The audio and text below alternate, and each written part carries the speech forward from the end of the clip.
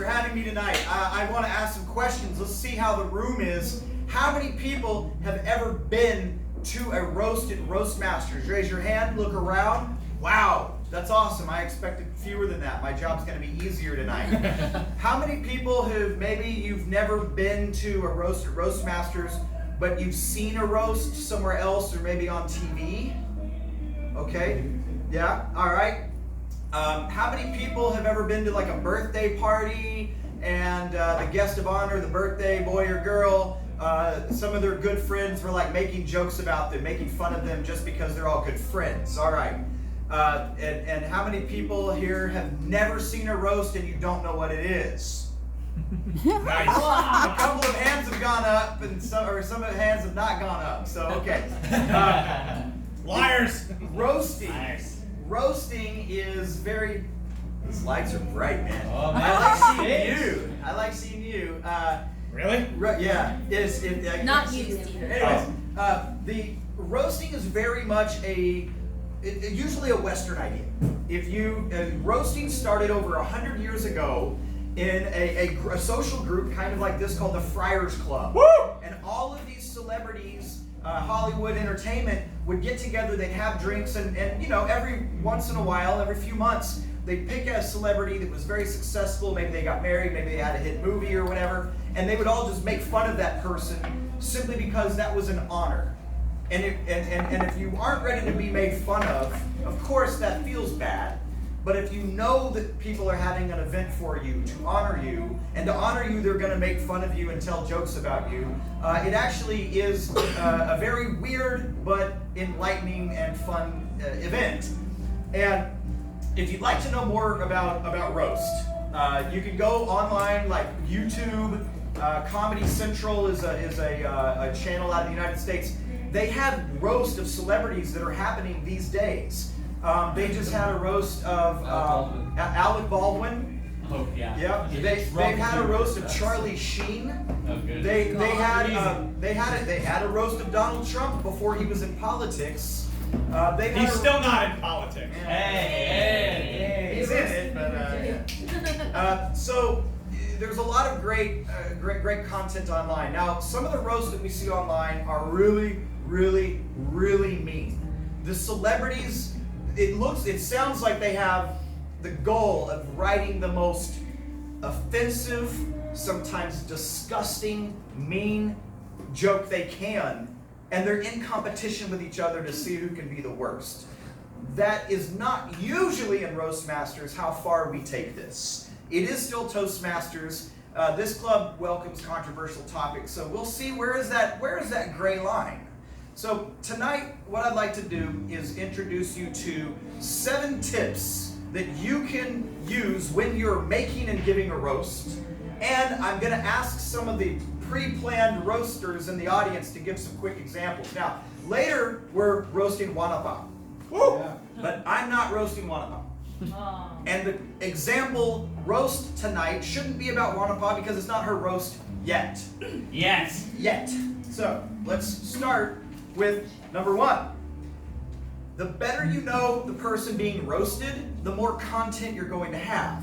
Simply because you have a history with them. You've seen them speak. You've seen them work. You've gone on trips. You've had dinners together. And the better you know them, the more open they might be to hearing your jokes about them. Now, if you roast a stranger or somebody that's not your good friend and they don't know you're roasting them, you're an asshole. Right?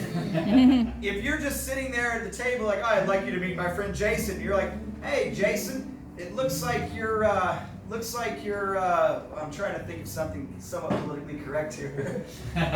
You say, hey, Jason, those are nice glasses. 4 eyes might look like you need 8 eyes. What's wrong? Right? You're just making fun of somebody. They don't expect it. Now you're an asshole. So roasting is definitely an atmosphere that everybody agrees on that we're having the roast. Now, along with that is how well does the audience know that person being roasted?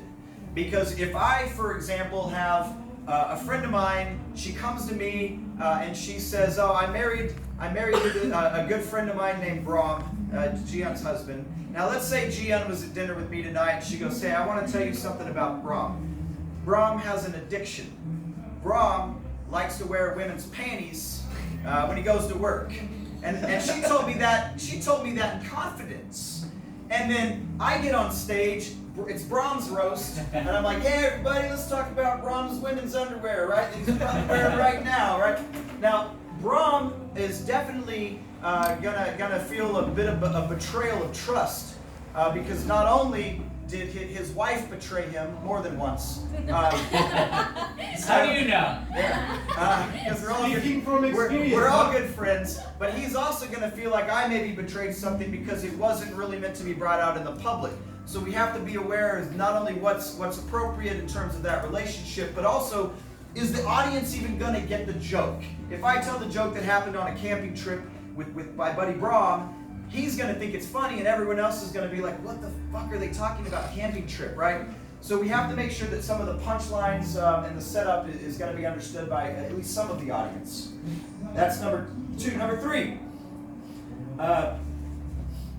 the better you know the person, not only is it going to give you more content to use, but you may want to just go back and use some of the stereotypical things that we think are funny in society. And these could be sometimes stereotypical. It could be somebody's tall, somebody's short, somebody's skinny, somebody's fat, whatever. And that's what we make comedy movies out of. You know, relationships, dating, being clumsy. Sometimes we can just find humor in very simple things, and it's not actually that funny until we make it funny with a good setup, a good joke. Number 4, remember that roasting is extremely hard. If anybody, how many people here have been in the humorous speech contest? You've either been given a speech that's humorous or you've seen the humorous speech contest. On a scale of 1 to 10, 10 being hard, 1 being easy, how hard is giving a humorous speech? Give it a minute. Yeah, it's really hard. Those of you who've watched the humorous speech contest, even at the division district level, half of them suck and they're not funny because it's hard to do. So keep in mind, tonight when you see the jokes happening, some of them statistically are not going to work. But the goal... Good, I like this part. Yeah. The goal though is somebody's put in the effort to try to honor the roastie, to try to make a humorous joke, humorous story, punchline. So just go along with it. We're here for fun. Number 5. Thank you. I went out of order. No, 7. I- 7. That was 7. Go with 7. That was number 7. I went out of order because I thought it made more sense. Oh, did he say so? Going on to number 5.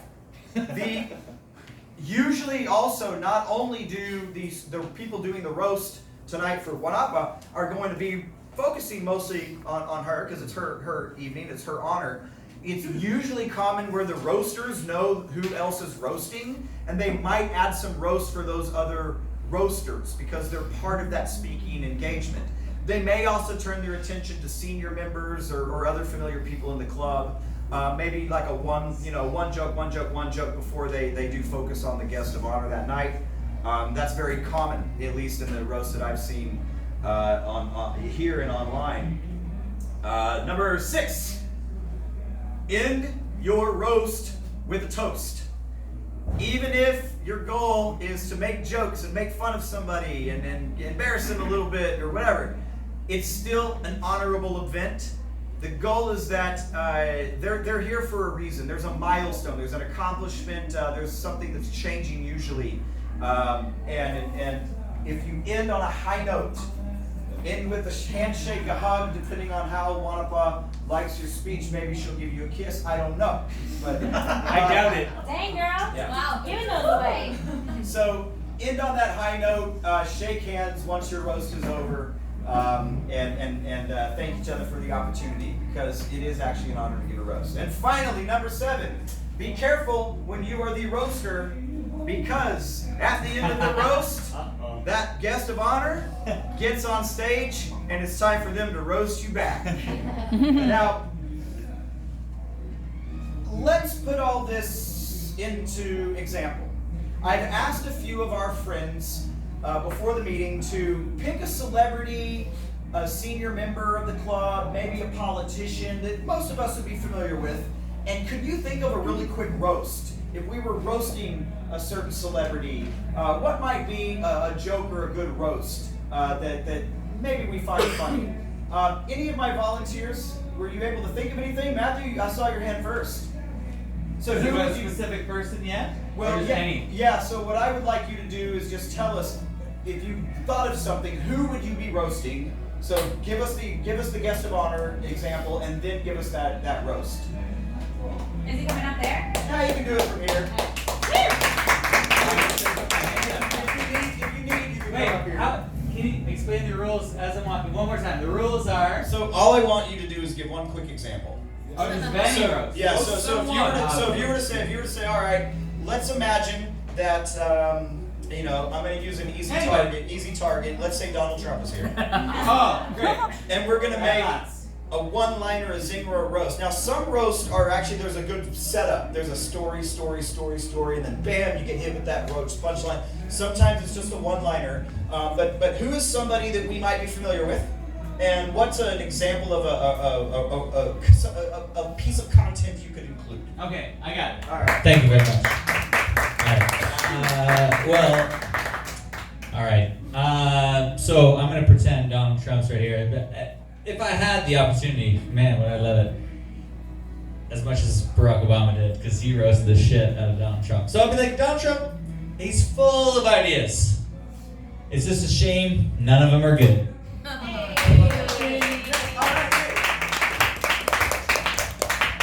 I give you the seal of approval. It's a roast. It's a joke. It's an attempt at humor. And again, it's meant to make fun of somebody if it was a celebratory event. I saw another hand somewhere. Okay, let me go here. I saw your hand next, Sircon. I have to say something. So who's our imaginary guest of honor?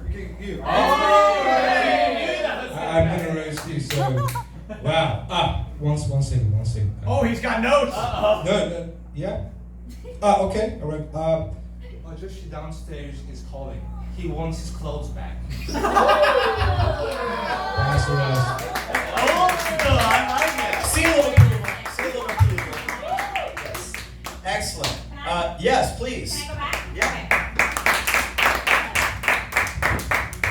We're returning to the Trump roast. So, who are Trump's two best friends? His left and right hand. Ugh. Kim Jong-un. Come on, guys. Don't think so hard. Kim Jong-un and... He's orange tanning lotion. Oh! Putin is the right answer. Thank you. Putin is the right answer. So we know based on his friend circle that Trump would just love to be president for the rest of his life. Oh, jeez. But you know what? With his diet, that's like 6 months, maybe a year max. All right, I'm done. Nobody likes that I liked it. Thank you. Roasting is hard. It's an attempt at humor. I've got Steven next, and I'll get Monica's over here like, I want to do it. I didn't even ask her to do it, right? But she's like in it, so cool. What about you have to wait until your rebuttal, dear? Okay, so I'm not going to actually roast anybody that's either here or not here, real or imagined. I wanted to piggyback on what Bob already mentioned a little bit. I want to kind of slam the lid on that. When you give a roast, it's not like writing comedy with stand-up comedy in mind or writing a sitcom. Writing a roast is not focused on, okay, how can I make everyone in the room laugh? That is your goal, but that's more like your sub-goal. One of the biggest things that you want to do in a roast is what can make that person, tonight's case it's Wanapa, what can make that person laugh? Because people in a roast do the same thing. Every single roast. If there's something kind of like 50-50, maybe it's funny, maybe it's not, oh ship, they look at the person being roasted. If that person's laughing, the audience thinks it's okay to laugh. If they're not laughing, 9 times out of 10, the audience follows that cue, basically, either consciously or subconsciously, and they do not laugh either. Can we roast you now? I was gonna say Right? Get out. I was You're gonna done. say, he's Get out of opening here. himself up. Somebody roast this man No, who's taking down. Right now. next. I am off the stage. You need new glasses. Yeah. I'm clearly off the stage. Come on, man. Here's Come on. Here's Bob Kindle. Can I roast? But I want my 2 minutes back. Did you want? I do. But wait, hold on. You're gonna possibly roast people back tonight. Do you want to give an example though before? It's a message from Jordan to you. Let's do it. Okay. Oh shit. So who might be the example guest of honor? It's you. All right. So Bob, just so you know that even if you're living in Hong Kong doesn't mean that you're not. Shit. Sorry. What? Just so you know, living in Hong Kong doesn't change the fact that you're an Arkansas hillbilly. I'm sorry, I like it. I'm not so worried I about like point number it. 7 anymore. All right. Point number 7. That's from Jordan. Right? Okay. Thank you very much. By the way, Wanapa, since you roasted me, I'm not roasting you tonight, but I'll end my roast before Q&A with a quick roast back to you. After apologize, I don't know you that well. I know you a little bit, but I just want you to know, if you really do want to pop, I'll be your daddy. Ladies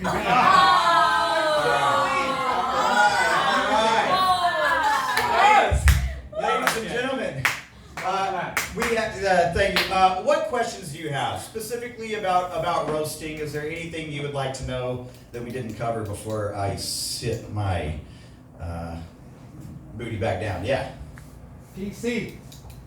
Like being politically correct, the PC culture. How to deal with that. So this goes back to knowing your audience. Yes, we're Toastmasters, but we're welcome to controversial topics. Toastmasters actually says nothing's off limit except intentionally being offensive to be offensive. But what does the audience expect? If I go to a Toastmasters meeting that meets in a church, I'm probably not going to bring in jokes about priests and little boys, right?